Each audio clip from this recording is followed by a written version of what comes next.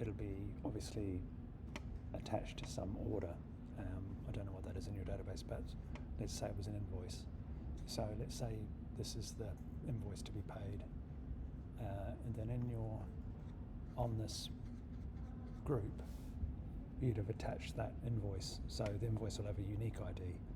So that way, given that unique ID, when you get to the back-end workflow, we'll be able to use that unique ID to look up the invoice and figure out the amount. And also we'll be able to link all the payments together.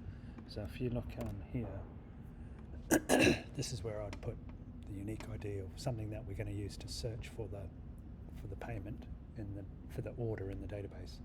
So you pass it in there, and then when it gets onto the back-end workflow in here, the order comes in as an order reference. So we passed it as an order reference. So there has to be that name, has to be that key name, because that is the name of that's passed, order reference. And then when you get in here, I would search for the order reference. So I did a search for, I don't know, invoice, or whatever makes sense in your system, wherever you store it. Search for invoices, where unique ID is the order reference, or whatever it is, that's the key.